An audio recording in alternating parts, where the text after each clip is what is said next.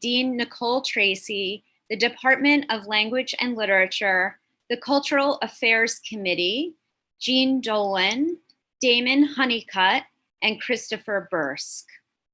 We're so fortunate to have two marvelous writers with us tonight. Our first reader is Cleveland Wall, and she'll be followed by a reading by Maggie Smith. Cleveland Wall is a poet and teaching artist who performs with poetry improv troupe No River Twice and with musical combo The Starry Eyes. Her work has appeared recently in River and South Review, Schuylkill Valley Journal, and Monday Journal. She's the author of Let X Equal X from Kelsey Books and many small handmade chapbooks. Here's this gorgeous book I just mentioned. Cleveland's highly imaginative, witty poetry sweeps us off our feet and takes us on a journey of the heart and mind, often beginning with carefully observed details from everyday life. There is nothing ordinary about the final result of Cleveland's magical work. If you don't already have it, pick up a copy of X Equals X. This fresh breath of air will soon become a necessity. Join me in welcoming Cleveland. Yay! Thank you. Wow, thanks for that lovely introduction, Ethel. And thanks for having me. I'm so excited to be here. So I put together a kind of surfing collection. The one thing leads to the other. But I wanted to start off with this poem that is kind of the title poem of my book. And it's in the form of like a geometrical proof. You remember those? Geometry was my favorite. And so this gave me the title for my book. But the poem is called Proof. Where X is a giant oak leaf, which falls on my head as I walk the cemetery path below, let X equal X. Why I fasten it to my hair, and is it a sign from O'Doherty forebears, people of the oaks, claiming my troubled head? Why I mention it to poets who tell me it's good luck, why it becomes remote by association with potential augury. This set is null. Let Lorentz equations express the twist of its stem, the curl of its lobes, the air current alternately propelling, resisting its flight. Let X factorial represent the many possible outcomes, and let them have their parallel elsewhere days. The identity X equals X is sufficient to describe the moment where X comes all the way down from its high branch to touch my crown. Therefore, let X equal X.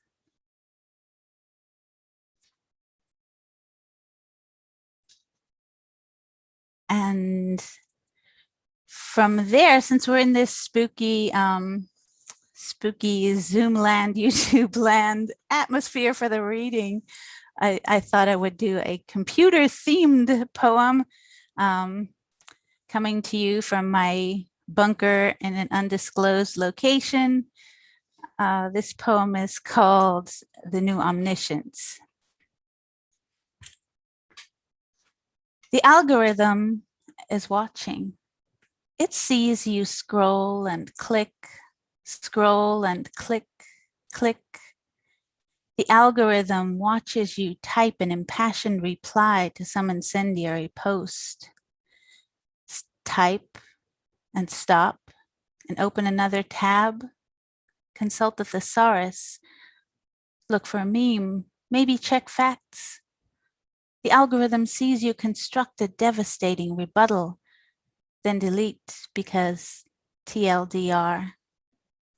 The algorithm knows you have been thinking about getting some black wingtips with thin laces, or maybe Doc Martens. Those are pretty tough.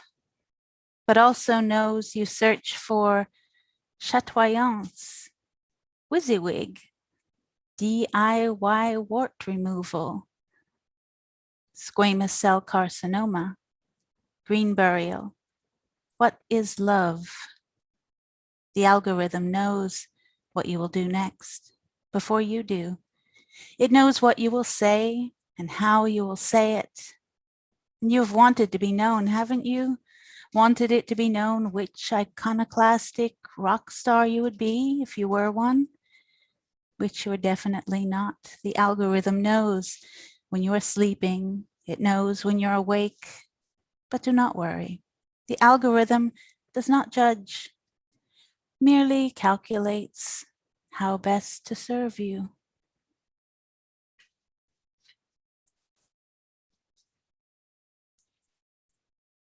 And then continuing with the surveillance theme, I have all these little links between. I thought it all out. I'm so proud of myself. This one is a true story. This happened at Sheetz, near where I used to work. And my coworker was there when it happened and didn't even realize until it was all over. So this is a true story poem. The better part of valor. I'm robbing you, the robber softly said, his note a cipher to the cashier, wisp of an impulse, sketched in soft pencil. I'm robbing you, he said, wavering fuzzy on the closed circuit screen. No sound, no overt threat. The cashier might have slipped him her own note. No, you're not. Instead, she handed over soft bills and crisp. He went his way, and after, the manager said, I'm sorry, to the waiting customers. We must close now. We've been robbed. Go gently. Shh. Go home, you seekers of snack foods and cigarettes, and think about what has happened and what has not.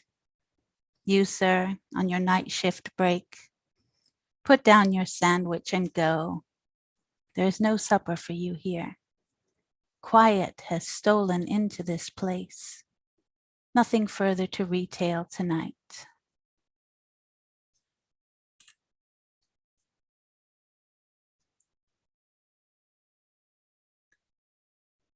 And then, additionally, retail related is this poem, which is also a true story.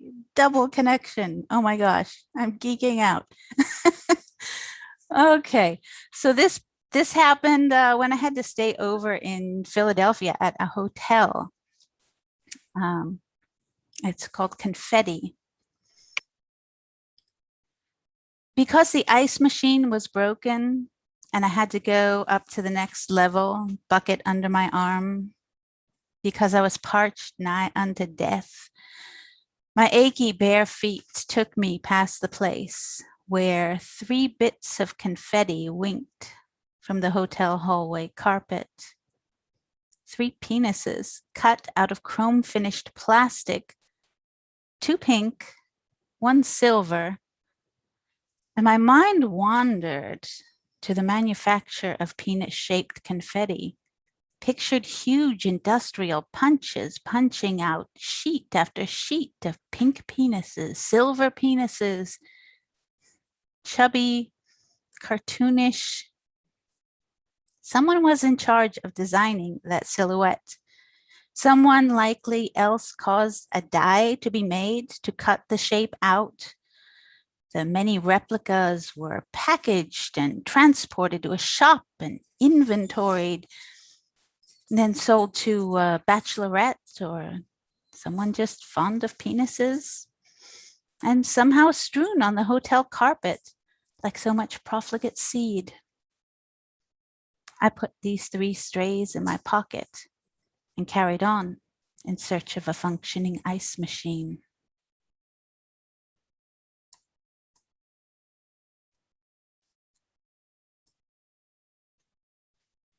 And this is This one is kind of a jump. This is just a newer poem that I'm having fun with lately. It's an ekphrastic poem inspired by this pretty well-known picture by Diane Arbus. There's this little skinny blonde kid, and he's standing in the park. He's clutching a hand grenade, like a toy hand grenade, we hope. And his other hand is like claw-like, and he's making this face like it's just a really great picture. I love this kid. And so this poem is in the voice of the boy in the picture. Child with a toy hand grenade. I'm standing on a carpet of shadows in Central Park, and yeah, my knees are cruddy because it's summer and I'm in short trousers with straps, and that feels sturdy, except one strap keeps slipping down. My hair is just trying to stay calm, you know? It's a day in the park, and I have this grenade my dad got me on his last visit. I would have rather he just stayed, but I got this grenade anyway, and I'm playing army guy, and this lady comes up to me, wants a picture. I don't know. Pictures are kind of dumb because it's supposed to be you, but then you make a face for the camera that's not your regular face and not the one you were trying to make either. Anyway, she's okay for a grown up. Like, she doesn't say my outfit is darling or anything like that. So I do my best kid poses, you know, like the elbows akimbo, brave little man, serious child, you know, the works. And she wants to see my army guy look. By this time, I'm getting kind of fed up. Like, what do you want from me, lady? Okay, fine. So I do the one where the guy has to go behind enemy lines, and the Sarge says, no way, but he has to because he promised the guy's mother. And he's dodging enemy fire. The grenade's clenched in his fist, and he's yelling for his buddy, and then pow! She snaps the picture and quits the frame, like gone. And I'm standing there with this grenade in one hand and a ball of fury in the other that looks like nothing. I mean, what next?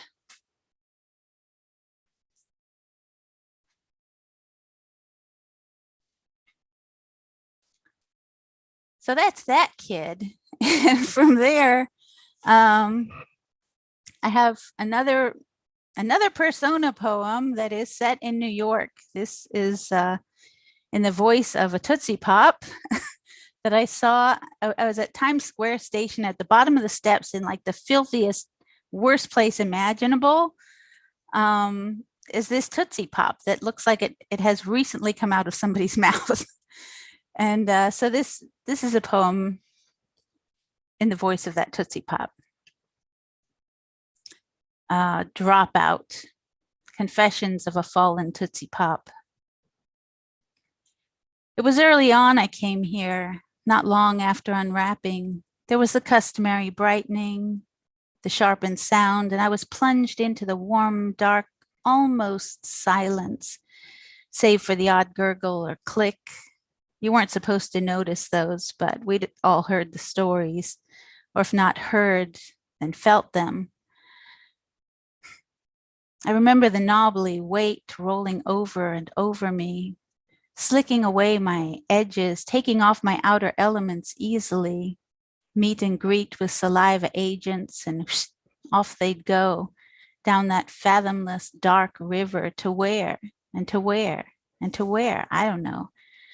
Pure energy, I've heard, though that's a bit hard to imagine. I came up 3-4 times into the noise light. Spit shined glossier each time, harder and brighter. That was the prize, supposedly, to shine as the emblem of your own yumminess. It was all right, but then something slipped and I lurched into space, cool and fast, end over end. It seemed like forever till I finally hit something harder than teeth. And I knew right then, before I stopped rolling and came to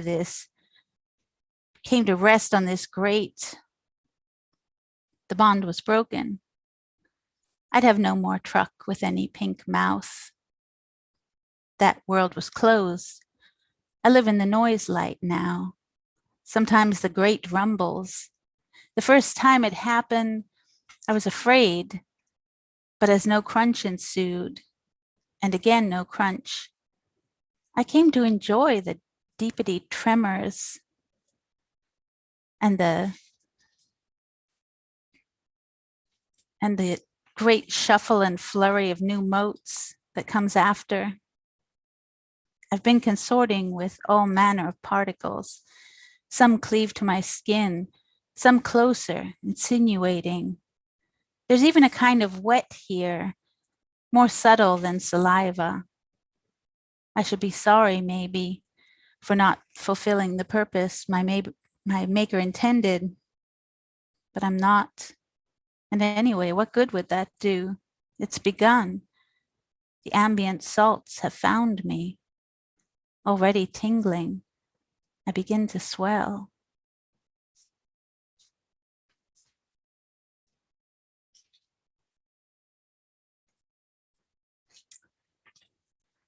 Oh, now this part. Okay, I have an experiment for you to try. All right, so we can't have the experience of an in-person reading right now, but I'm thinking like, what is the opportunity in the challenge, right?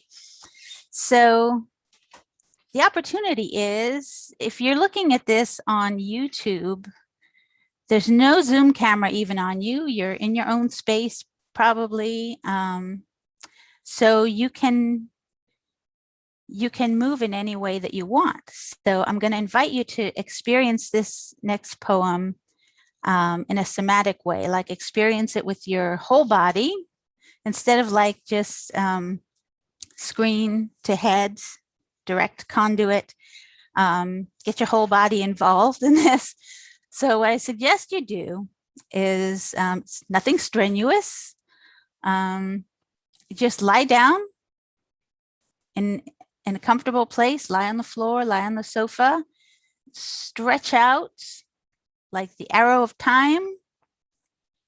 And you can roll your wrists, hands and wrists around to loosen up.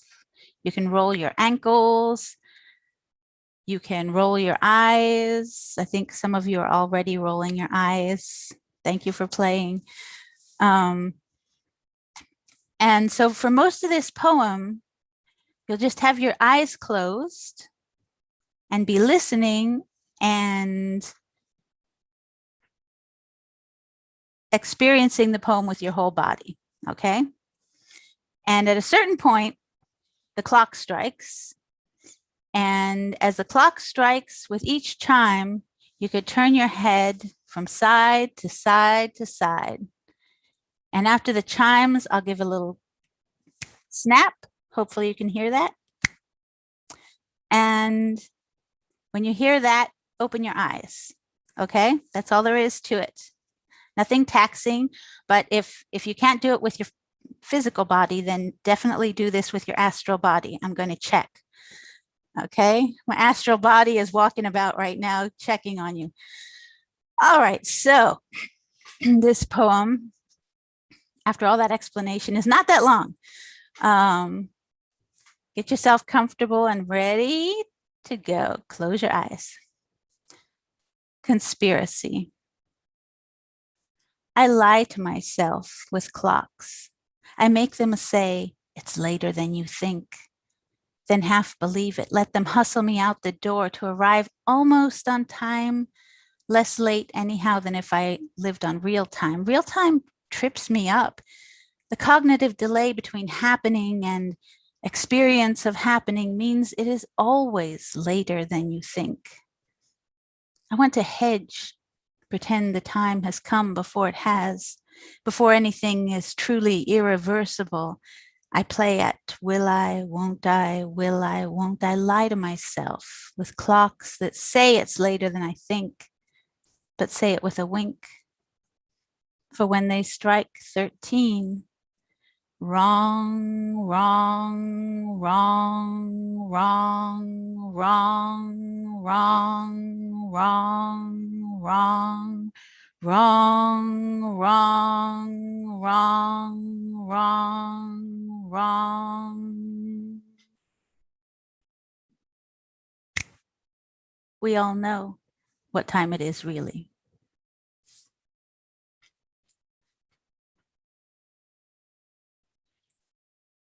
Okay, so if you are ready and comfortable, you can just come back to however you were and see how it feels different, and let me know if you did it, because I'm really interested in having people experience poetry in new ways.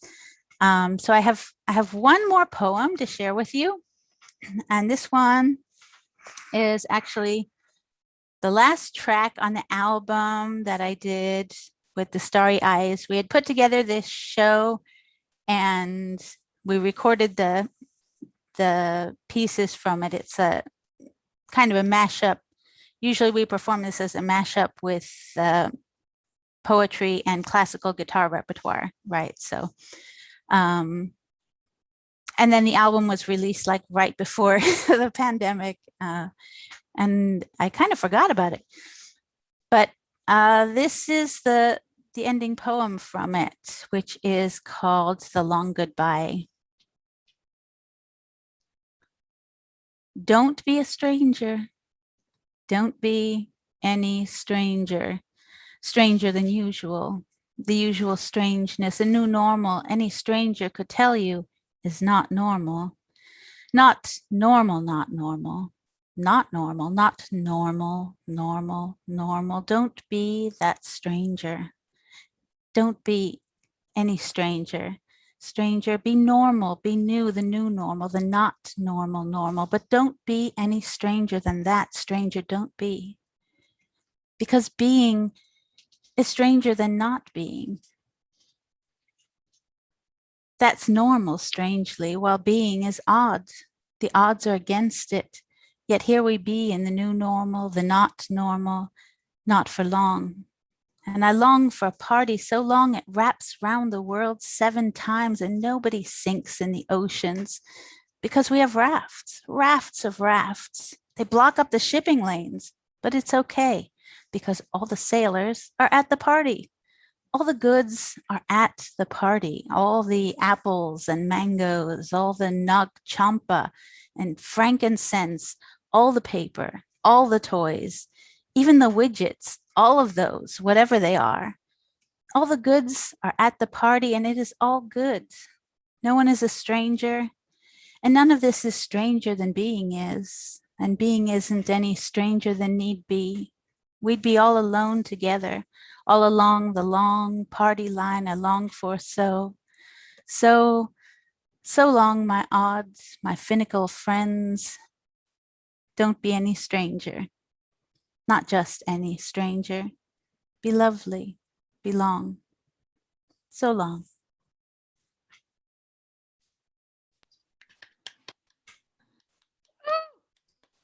Thank you. Encore. That was wonderful. Thank you. Thanks, Ethel.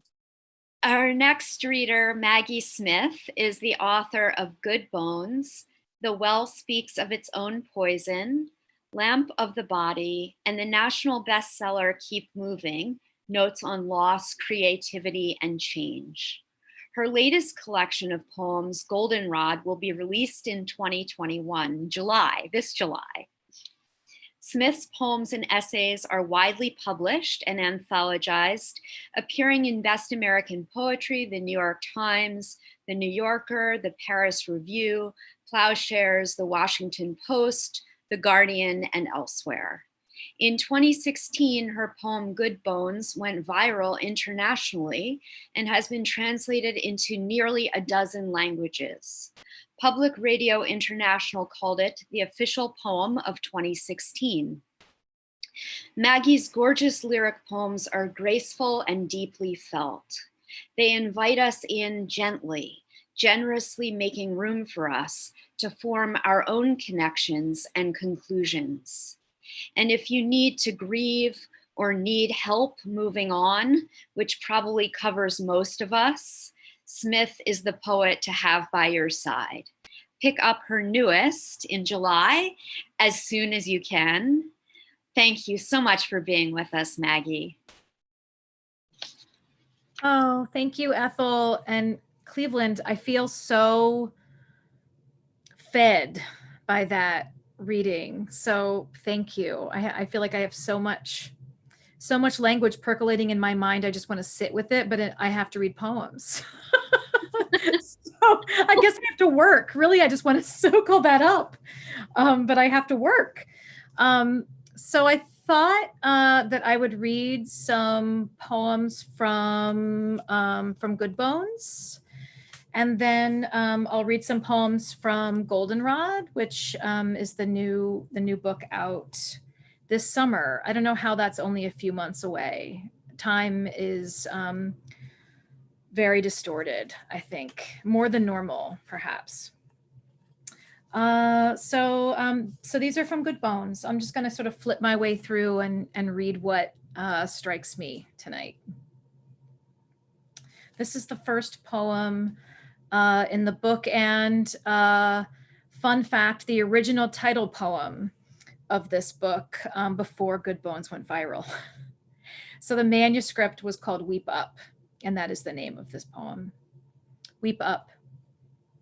It's only technically morning. Not even the birds believe it. From her crib, my daughter tries to wake them, saying weep for wake. Weep up, birds. What else could silence mean to her but sleep? We might be the first awake on our street, the neighbors breathing still regular and slow, all the porches lit and moths losing their minds in that light. Rising, spellbound in the blurry dawn, I become my mother. 20th century sunrise was just like this, sad, soft focus ochre, like an overexposed Polaroid. The sun is just now brimming over the golden edge of the lawn, and dew begins to sizzle there. In the dark, I hear, weep up, birds, until they do. Okay. There's a series of poems in Good Bones that I call the nonnets, which sort of just means non-sonnet or not quite a sonnet. And really, by that I mean they're 14-line poems that have sort of a rhetorical turn that happens around line 9-ish, but there's no meter and no rhyme. So they're the laziest of sonnets. And the thing that these poems all have in common is they were inspired by questions my then preschooler, now middle schooler, would ask me in the car when we would run errands in our neighborhood. And I had a theory that as soon as we got into the car and she'd hear those automatic doors locking, that little click, she'd know she had me. And then she could ask me the life's big questions, and I would be trapped and I would have to come up with an answer. So she would ask me all sorts of things. What is the world for?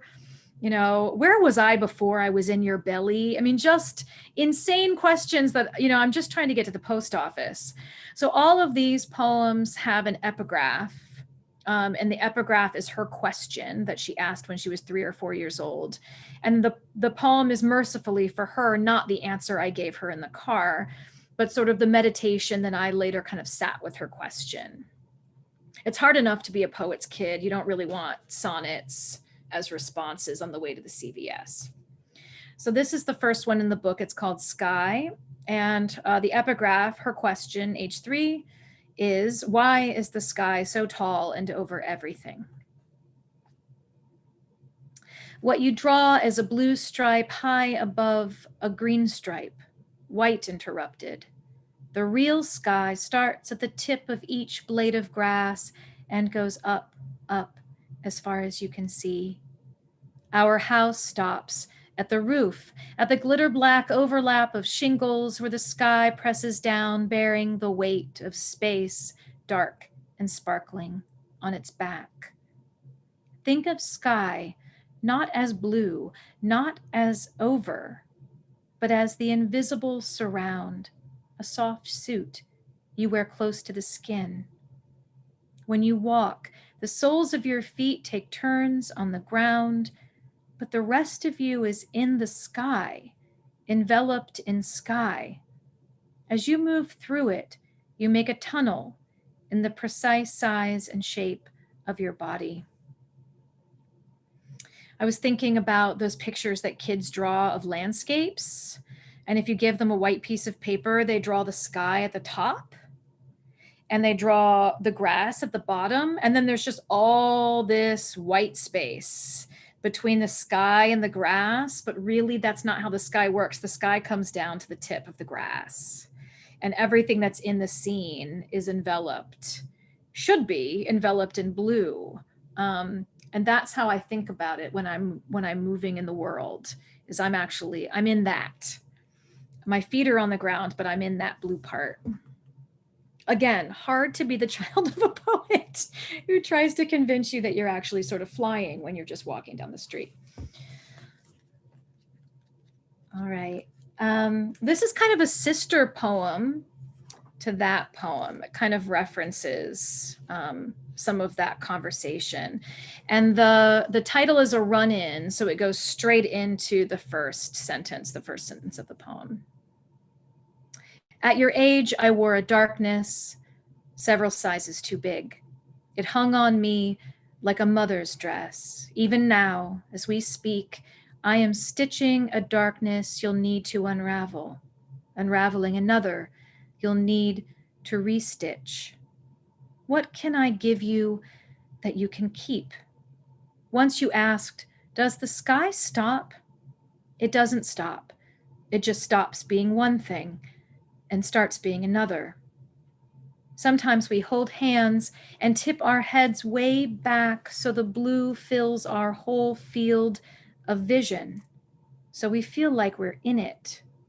We don't stop. We just stop being what we are and start being what? Where? What can I give you to carry there? These shadows of leaves, the lace in solace, this soft hand-me-down darkness? What can I give you that will be of use in your next life, the one you will live without me? I can't look at the word solace anymore without seeing the word lace tucked inside it. So lace. You know, there are certain words, if you say them over and over or write them over and over, they look wrong or sound wrong. And for me, that's one of them. This book truly wouldn't exist without my Violet. There's just so much of her in it. I feel like she really should have co-authorship over this book, and yet she doesn't. This is another one inspired by a conversation we had when she was in preschool. And it blows my mind that she is now in 6th grade. I don't know how that happened. I didn't authorize it. And yet here we are sharing, Converse sneakers suddenly. This poem is called Parachute. Because a lie is not a lie if the teller believes it. The way beautiful things reassure us of the world's wholeness, of our wholeness, is not quite a lie. Beautiful things believe their own narrative, the narrative that makes them beautiful. I almost believed it until the new mother strapped her infant to her chest, opened the 8th floor window, and jumped. My daughter tells me after her preschool field trip to the firefighter museum about the elephant mask, its hose like a trunk, and the video of a man on fire being smothered in blankets. She asks me if she knows anyone who got dead in a fire, anyone who got fired. When will I die? She asks. When I was a child, I churched my hands, I steepled my hands, and all the people were inside, each finger a man, a woman, a child. When I die, will you still love me? She asks. The mother cracked on the pavement. How did the baby live? Look, he smiles and totters around the apartment, 8 stories up. Beautiful things reassure us of the world's wholeness, each child sliding down the pole into the fire captain's arms. But what's whole doesn't sell itself as such. Buy this whole apple, this whole car, live this whole life. A lie is not a lie if the teller believes it. Next time, the man in the video will not ignite. The baby will open like a parachute.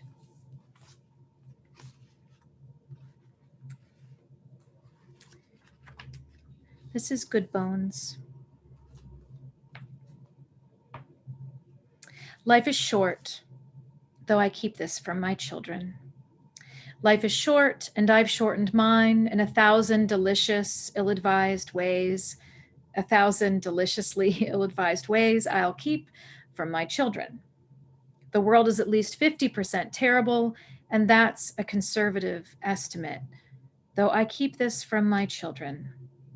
For every bird, there is a stone thrown at a bird. For every loved child, a child broken, bagged, sunk in a lake.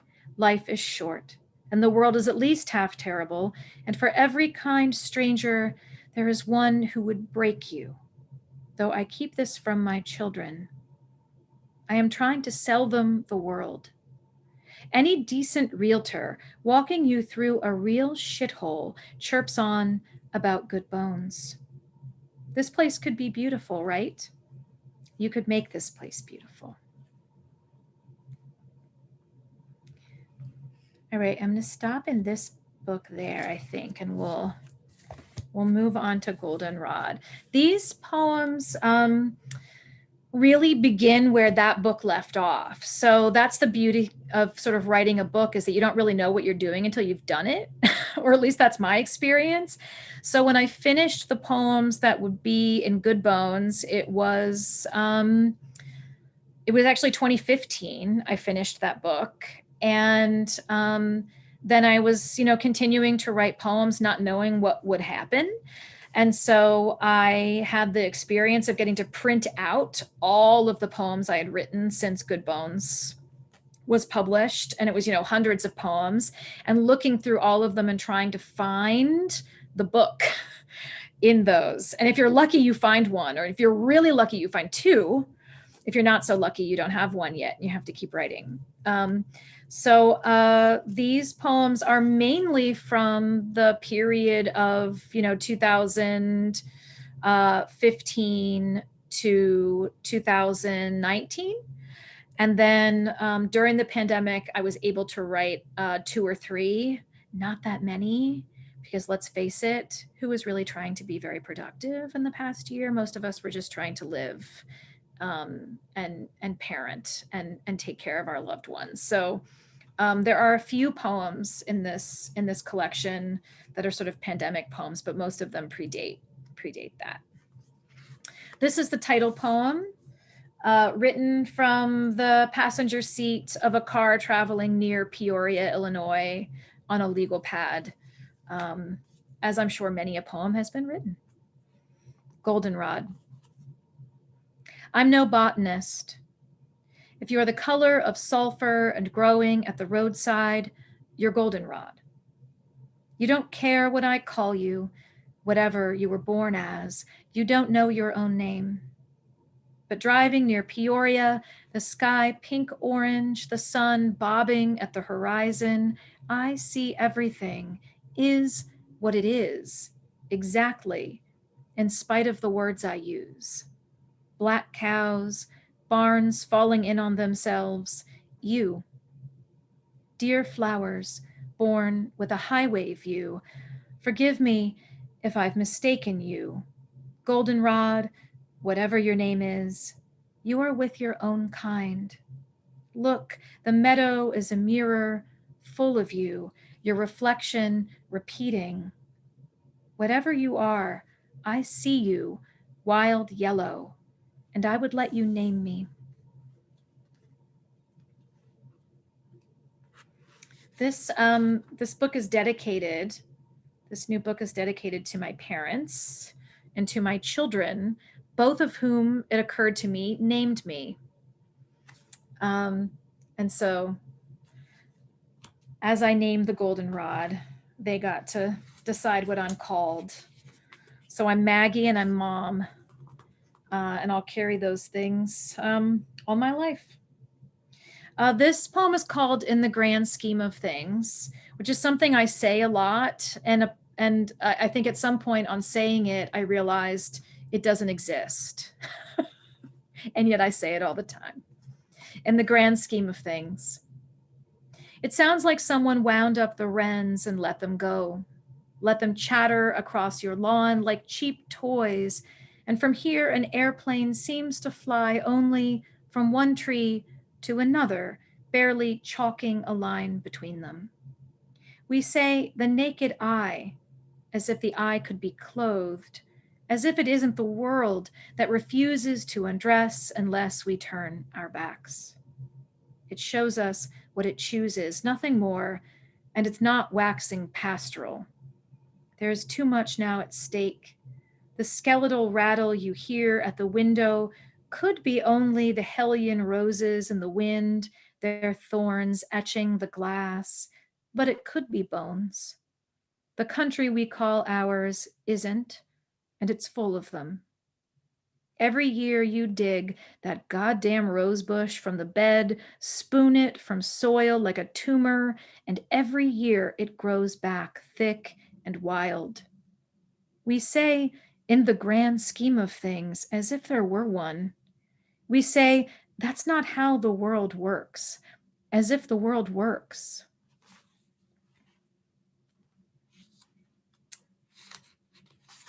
I have kind of an obsession with words, says the poet.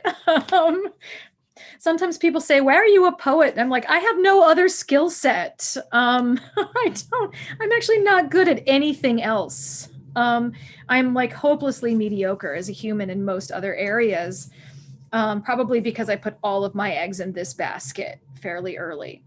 But I'm obsessed with words. I'm always looking words up to find out what they mean, what the root is, where they came from.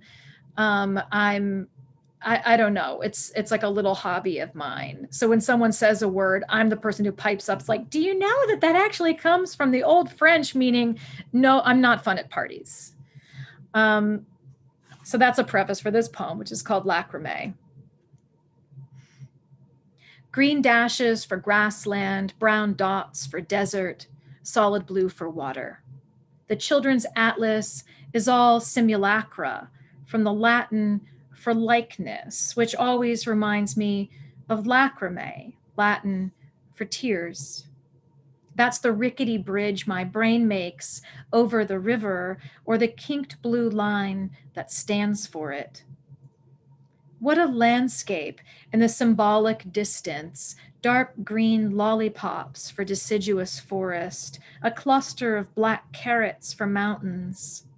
Once, doing dishes, I overheard my children bickering about metaphysics in the next room. The 3-year-old said, everything is true. And his older sister countered, do you mean real? When I think likeness, I think tears. Blue, always for water. Blue running through and under everything. I love eavesdropping on people's conversations. And honestly, no conversations are more interesting than the ones between 3 and 7-year-olds.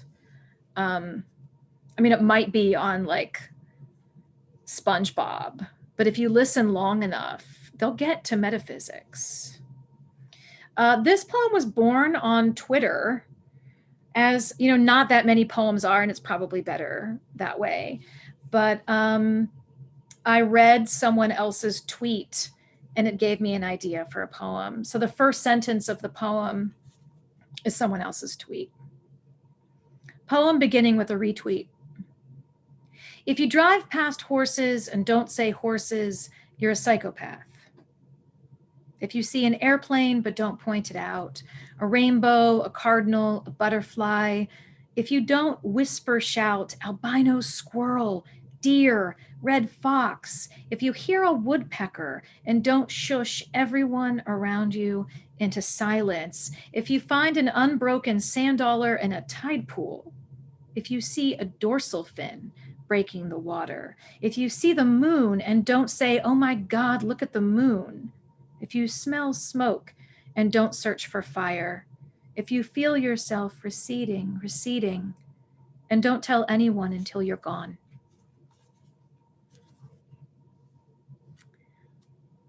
I'll read a couple more. Are we hanging in? It's weird to not be in like the front of a room where you can kind of see if people are glazing over or starting to check their phones, or like, or you know, once I get awake. We're wide awake. We're wide awake. Once I gave a reading and my son, I think he was maybe 4, was sitting in the front row at the bookstore. And I wish I had a photo of this. It was a hardwood floor bookstore. I mean, like the most beautiful, perfectly gleaming hardwood floors. And here's this 4-year-old boy sitting in the front row in a hard chair at a poetry reading, holding a matchbox car, just staring at the ground. Like it was like the world was his oyster, but no, he had to sit quietly and listen to his mother, you know, and you could just see the desire to get down on the floor and just run this thing like crazy, and he couldn't do it. And I never want to be that for anyone, not 4-year-olds or anyone else. This is a Violet poem, and the entire poem is her words. So again, she probably should have an agent and should have worked out some sort of royalty deal, but she didn't. So tough. Really, all I wrote is the title, which kind of frames her words as a metaphor she did not intend. And the title is almost as long as the poem. At the end of my marriage, I think of something my daughter said about trees. When a tree is cut down, the sky's like, finally, and rushes in. Even when you trim a tree, the sky fills in before the branch hits the ground. It colors the space blue because now it can.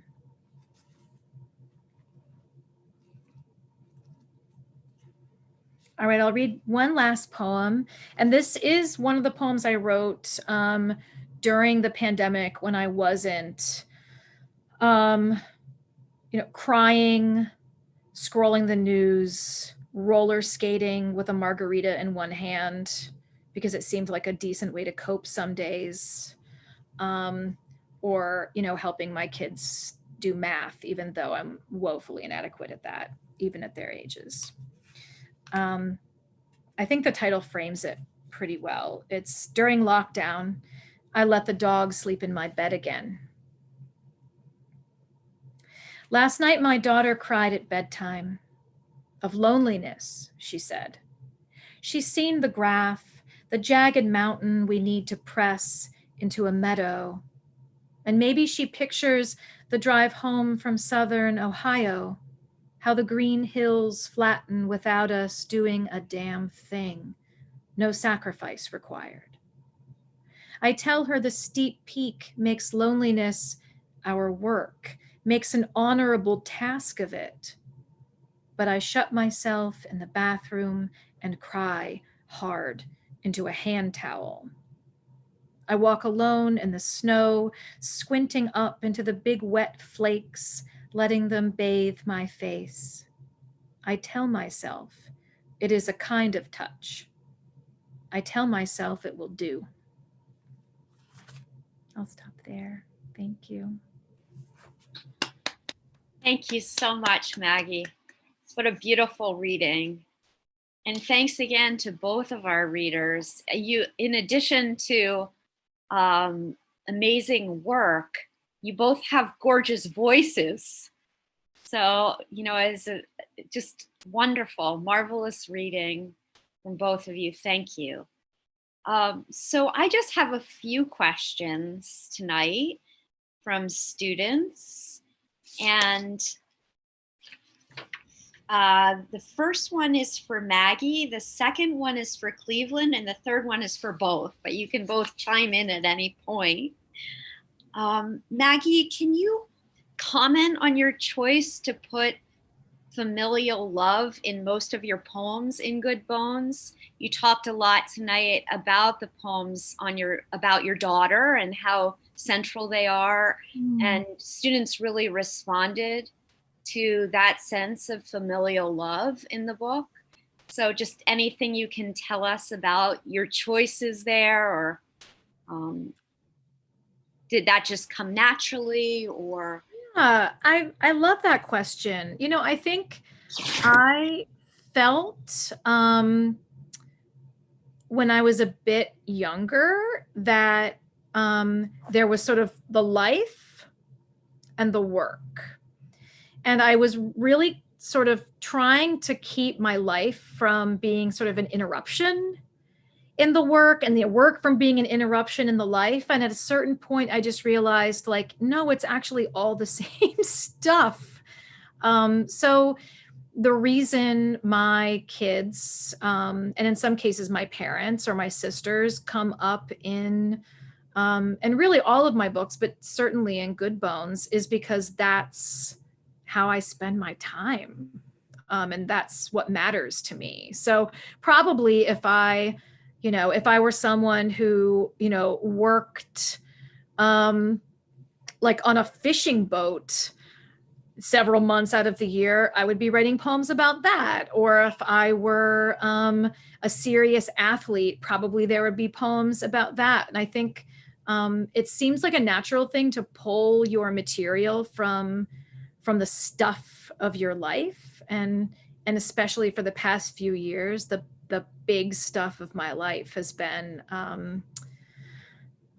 shepherding to other humans through this mad world that I barely understand myself. So, I mean, that's really how I spend my time. So if I'm out and about walking in my neighborhood or on a drive or even in my house, and I see an image or I'm thinking through something, chances are they're with me. And so part of what I'm processing is not just my own experience, but I'm processing the world through their perspective and seeing it somehow fresh through their eyes, which, as someone who's lived in the same place her whole life, being able to see the world in a fresh way through other people is actually super useful.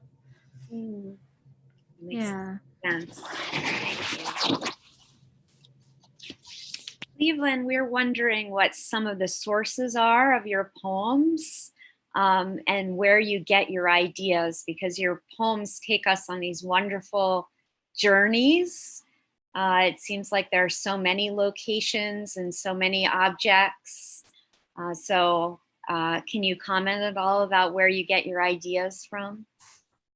Well, yeah, like some of them you could see from what I chose tonight. They're like I'm at the bottom of the stairs and there's this lollipop, and I have to inquire of it, like, how are you doing? Is that terrible for you? That surprised me, because when I actually tried being the lollipop, it was a different story. So it's a lot of it is just like weird things that I see or that happen, or like peculiar thoughts that come up. Like the conspiracy one is because all the clocks in my house are set at different times to try and trick me into getting places on time, which partially works. Great. So yeah, it's just looking around and I guess wondering about things, and then it's a way of thinking about things. Mhm. Mhm. That's helpful. So this is a question for both of you. Do you ever come across writer's block? Or maybe you have a different term for it, but we all know what that means. And if you do you have techniques you use to get past it?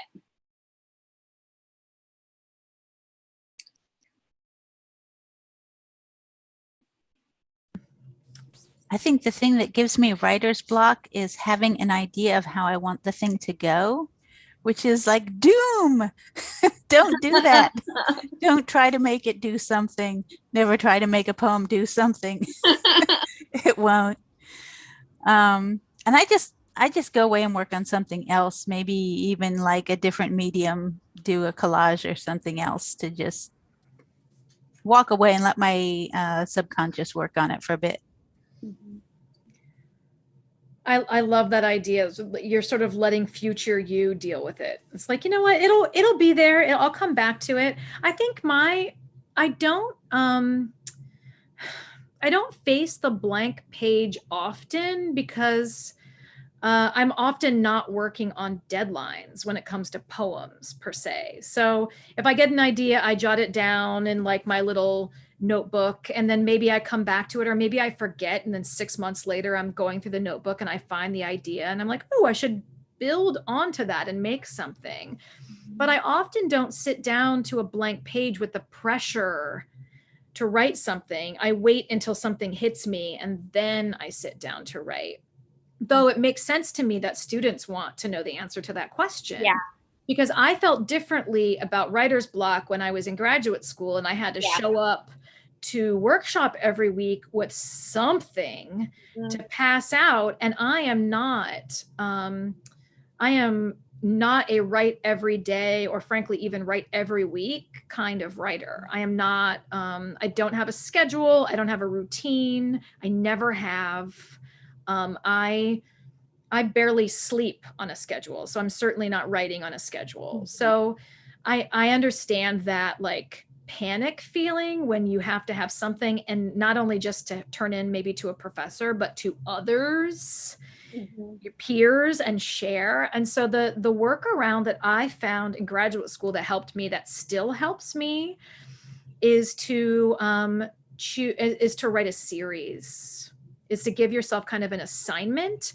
And so if you say, I'm going to write a persona poem for every one of these 5 characters in this book from their perspective, or I'm going to choose 5 objects, or I'm going to write in each of these 5 received forms. I'm going to write a villanelle. I'm going to write a sestina. Whatever the giving yourself an assignment. And I think a series is a great way to do it, because the side sort of perk to working on a series, say of persona poems that are kind of related or something like that, is that then if you are at a stage where you want to think about sending work out to a magazine or building a chapbook or something, then you have something that sort of already wants to glom together and live in the same page. So when I started graduate school, I think the first poem I turned in workshop was a persona poem written from the point of view of Delilah from the Bible story. And it was like a fussy poem. It was in syllabics. And then I really enjoyed it. It was like a fun experiment. And so I was like, well, who else can I speak as? Well, I'm going to try Job. I'm going to try Doubting Thomas. I'm going to try the wife of Lot. Like, what does it feel like to be turned into a pillar of salt? I mean, you're like a deer lick, and you're just curious, like who could blame her? And so giving myself that assignment, it was like a fun thing. And then if I got another idea, I could just sideline that and go on to my other idea. But if I didn't have inspiration strike, I knew I had this in my back pocket that I could always rely on. So, I mean, that's one piece of advice I would have is write a series. And then the other one is, if you're stuck on something, go work on something else. Maybe it's an old problem child draft that you worked on 2 months ago and it never really came to anything. Go futz with that, because maybe you might see something in it now, months or years on, that just didn't click for you when you initially sat down to write it. That's really helpful. I think that we've gotten some inspiration from both of you tonight, both through your writing and through your comments on your writing, and hopefully to be continued. I wish the conversation could go on forever, but the night is getting late. So thank you both again, and thanks to everyone for joining us. This is the last reading of our series this year, but join us again in the fall. Next year's readers include Mary Jo Lobello Jerome, Felicia Zamora, Tyler Klein, John Gallagher, Jane Edna Moeller, Jane Hirschfield, Lorraine Gross, and others. So it'll be another wonderful year. And hopefully we'll be back in person at some point next year. So please stay tuned, be well, and have a good night.